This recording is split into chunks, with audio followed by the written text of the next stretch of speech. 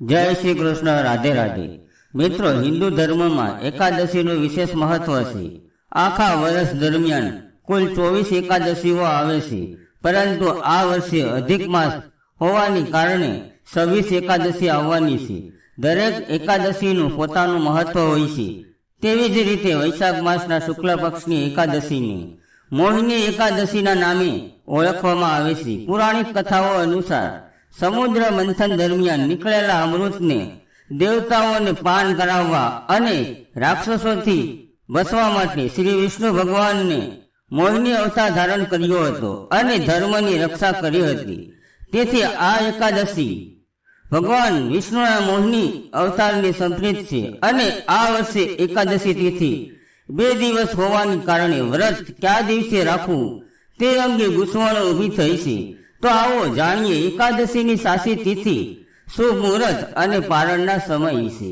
જો તમને માહિતી પસંદ આવે તો વિડીયોને લાઈક કરીને અમારી ચેનલ પર નવા હોય ને તો આ ચેનલને સબસ્ક્રાઇબ કરી લેજો, જેથી કરીને મોહિની એકાદશીની કથા પણ જરૂર સાંભળી શકો. વૈશાખ શુક્લ પક્ષની એકાદશી તિથિ આ વખતે 26 એપ્રિલ રવિવારના સાંજે 6:08 શરૂ થઈ રહી છે અને 27 એપ્રિલ સોમવારના દિવસે સાંજે 6:16 સુધી એકાદશી તિથિ રહેશે. ત્યારબાદ દ્વાદશી તિથિ શરૂ થશે. આવા સમયમાં ઉદ્ધા તિથિ અનુસાર આ વખતે 27 એપ્રિલ સોમવારના દિવસે જ મોહિની એકાદશી છે. એકાદશીનું વ્રત સોમવારે જ રહેશે. એકાદશી પહેલા દશમની તિથિના નિયમોનું પાલન કરવામાં આવશે, પરંતુ દશમની તિથિ રવિવારે આવતી હોવાને કારણે રવિવારે તુલસીમાને જળ અર્પણ કરવામાં આવતું નથી અને તુલસી પાન તોડવામાં આવતા નથી. તેથી તમે શનિવારે તુલસી પાન તોડી રાખી શકો છો. સોમવારના દિવસે બ્રહ્મ મુહૂર્ત સવારે 4:23 થી 5:11 સુધી રહેશે. આ દિવસે સૂર્યોદય થશે. સવારે 6 વાગે સૂર્યાસ્ત થશે. સાંજે 6:48.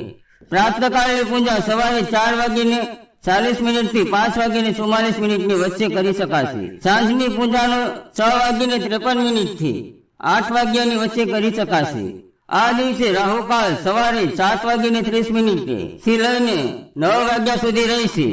સોમવારના દિવસે મૃત્યુલોકને ભદ્રા પણ લાગશે, જેના વિશે તમે આ જ વિડીયોમાં આગળ જાણશો. દ્વાદશી તિથિ 27 એપ્રિલ સોમવારની સાંજે 6:07 શરૂ થઈને 28 એપ્રિલ મંગળવારના સાંજે 6:52 સુધી રહેશે. દ્વાદશી તિથિ લાગતા જ હરિવાસરનો સમય પણ શરૂ થઈ જાય છે અને જ્યાં સુધી હરિવાસર રહેશે ત્યાં સુધી એકાદશી નું વ્રત ખોલવાથી બચવું જોઈએ. દ્વાદશી તિથિ એટલે 28 એપ્રિલ મંગળવારે બ્રહ્મ મુહૂર્ત સવારે 4:02 થી 5:10 સુધી રહેશે. સૂર્યોદય થશે સવારે 5:59. સૂર્યાસ્ત થશે સાંજે 6:49. પ્રાતઃકાળ પૂજા મુહૂર્ત સવારે 4:38 થી 5:43 સુધી રહેશે. રાહુકાળ બપોરે 3 વાગ્યાથી સાંજે 4 વાગ્યા સુધી રહેશે અને એકાદશી વ્રત ખોલવાનું શુભ મુહૂર્ત 28 એપ્રિલ મંગળવારે સવારે 5:55 થી 8:21 સુધી રહેશે. 27 એપ્રિલ સોમવારે જે દિવસે મોહિની એકાદશીનું વ્રત રહેશે તે દિવસે ભદ્રાકાળ સવારે 6:07 થી લઈને સાંજે 6:15 સુધી રહેશે. ભદ્રાનો વાસ આ વખતે મૃત્યુલોકમાં રહેશે, જેના કારણે જ્યાં સુધી ભદ્રાકાળ રહેશે ત્યાં સુધી કોઈ પણ શુભ કામ કરવામાં આવશે નહીં, કારણ કે ભદ્રા તમામ શુભ કાર્યોમાં વિઘ્ન પાડનારો માનવામાં આવે છે. આ સમયને સૌથી અશુભ સમય માનવામાં આવે છે. એકાદશીનું પાલન કરનાર ભક્તોએ દશમની તિથિએ જ નિયમોનું પાલન શરૂ કરી દેવું જોઈએ.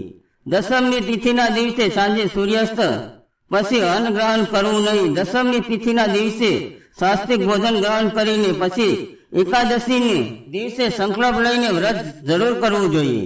વ્રતોમાં ભગવાન વિષ્ણુનું પૂજન સફેદ તલ, પુષ્પ, ચંદન, ધૂપ, દીપ વગેરે વડે કરીને પછી તુલસીના પાન રાખીને ભગવાનને ફળોનો ભોગ લગાવવો જોઈએ અને કથાનું શ્રવણ, મંત્રોનો જપ કરવો જોઈએ.